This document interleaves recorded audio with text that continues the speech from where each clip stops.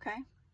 So, like, I've been trying to figure out, okay, what am I supposed to do next?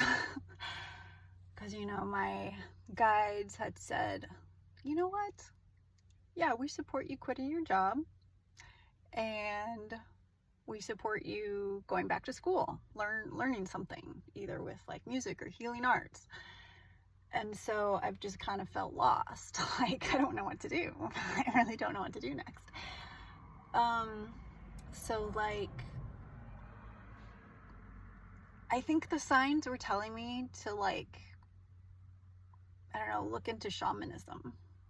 Because like a couple weeks ago, that shamanic drum beat song came on, and it really just felt good.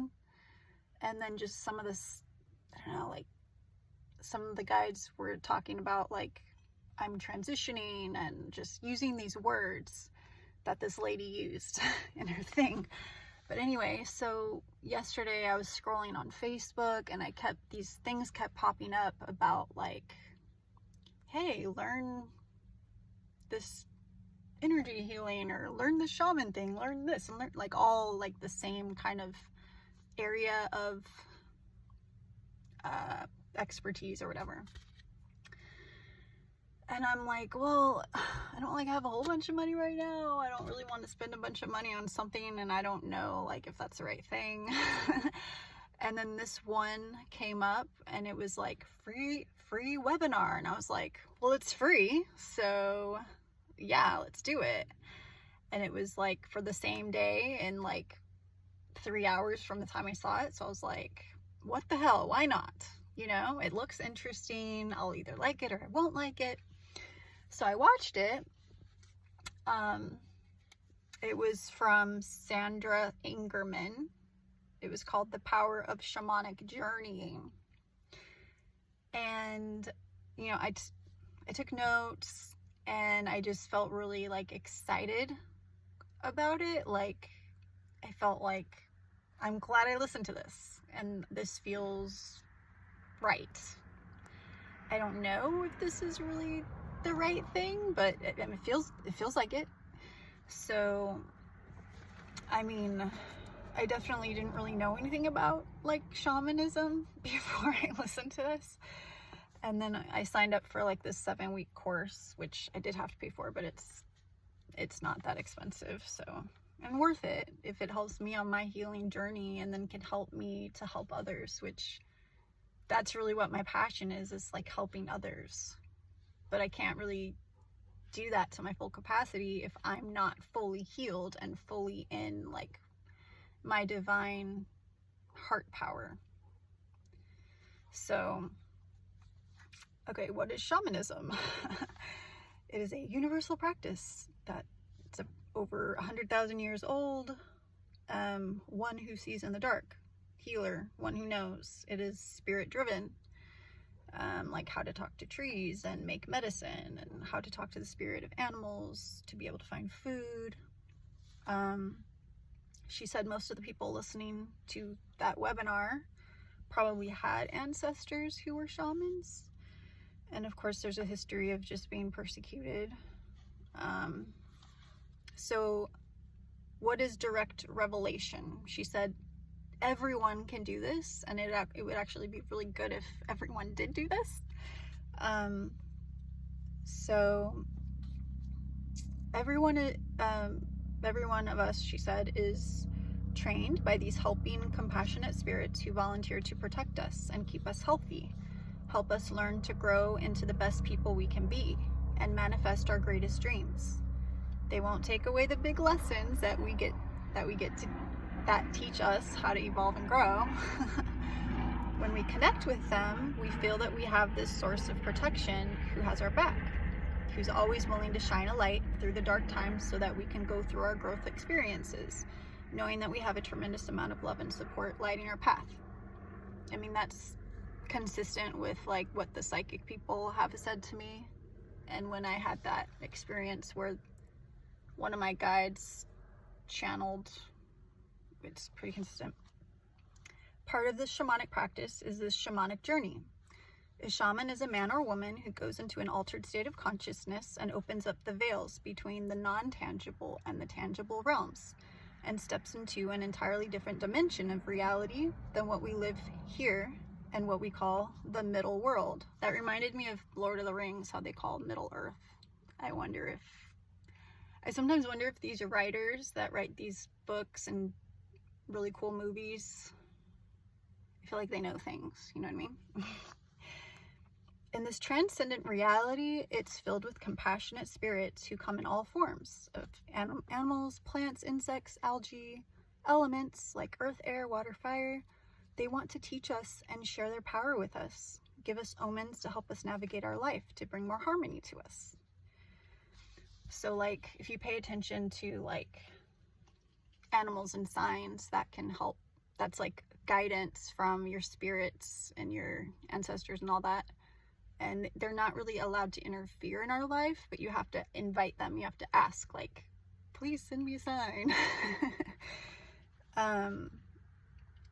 She also mentioned that like 20, 30 years ago, she had like this really horrible pain issue. And so every night before she went to sleep, she would ask the spirits to take away her pain. And she said, you know, it's not like, okay, it happens right now. You have to be persistent. So she said it took months. Every single night she asked, and then one night a shaman came into her dream and took away her pain, and she's been pain-free ever since. So ways that shamans get in touch is through the drum and plant spirits to have visionary experiences of non-ordinary realms. But yeah, she said shamanism is a way of life, you know. We are all spiritual light. And it's a way to experience the light shining through us. And a way to do that is like, listen to music, such as like music that doesn't have words to it, that kind of like gets you in touch with that state, and listen to about 10-15 minutes. So she said in a shamanic culture, when people are born, their gifts were recognized, their unique talents and strengths that they bring to the community so that their community can survive. Whereas in our culture, we're taught not to focus so much on your imagination, creativity. You must follow the rules of society. Don't shine your light too bright. Don't have too big of outcomes or you'll be disappointed. Sound familiar? But the opposite was true in a shamanic culture.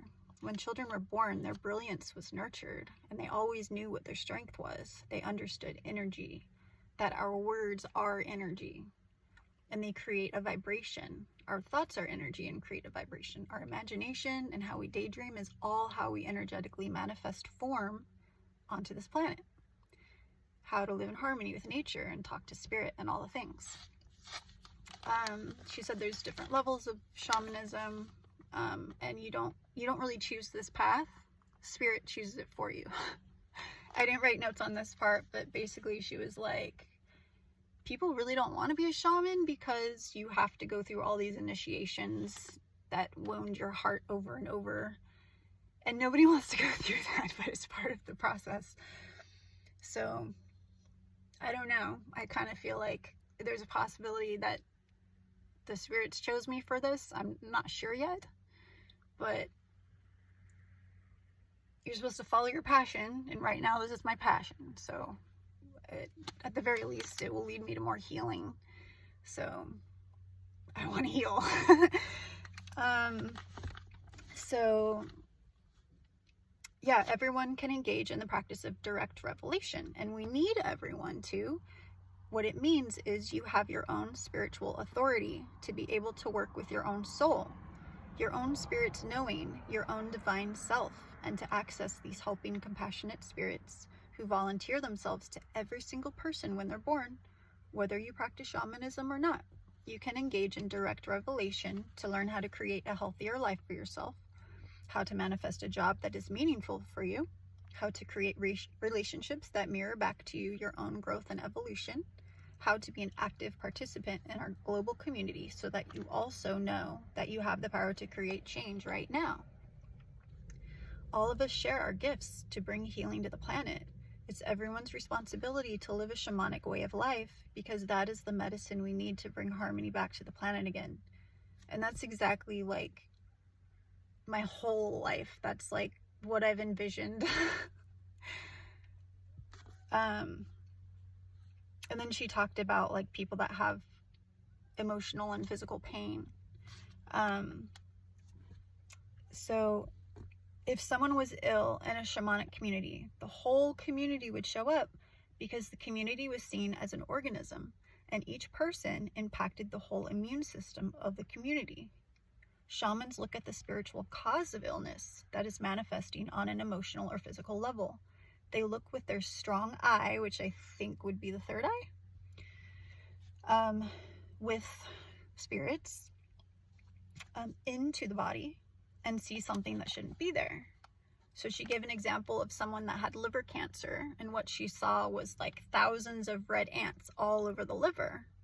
And she said the red ant can be like a powerful spirit animal, but it's really concerning when there's like thousands of them in the liver, right? So what the shaman does is suck it out or pull out the spiritual intrusion from the body and bring that intrusion back to an element of earth. It's not seen as evil, it's just seen as misplaced energy. It comes from negative thought forms.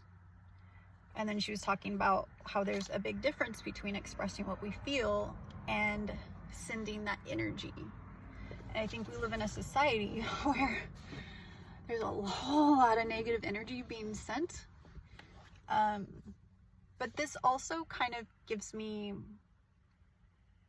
it makes me happy knowing this because, you know, growing up, I always kind of felt like, well, I don't care about politics. I can't do anything anyway. I can't really affect the universe or the earth on a global scale. But this, clearly, yes, I can, just by raising my vibration and sending good energy out. Because like with that ENFP, sometimes I used to just get into my heart and send him like loving energy, loving healing energy. And I was like, I don't know if this works, but like, I feel like it works. But then I also feel like, and some of the psychics has told me this, that like sometimes people are thinking about you, or like if he's angry at me, or he's like, or anyone is like envious of me or hating me or whatever, and they're sending me their like energetic darts, I'm gonna feel that.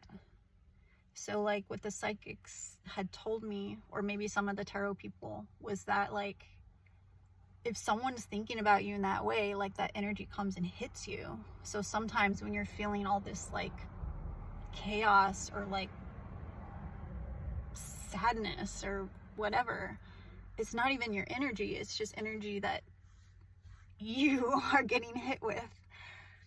So like one of the things you can do is, okay, I have a force field around me. Or like, spirit, please protect me from all the negative energies, you know, things like that. So yeah. Whew. And then I guess in my next video I'll talk about something else that I did. I'm still writing notes on it.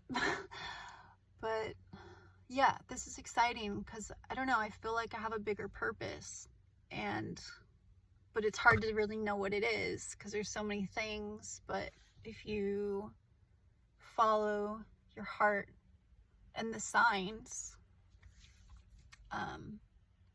you know, spirit guides you. That shamanic drums didn't just come up on my feed for no reason, you know, and all this stuff. So, and then that freaking psychic was like, oh yeah, you're gonna go to the Amazon later in life. I mean, when I think of Amazon, I think of like shaman type stuff. So,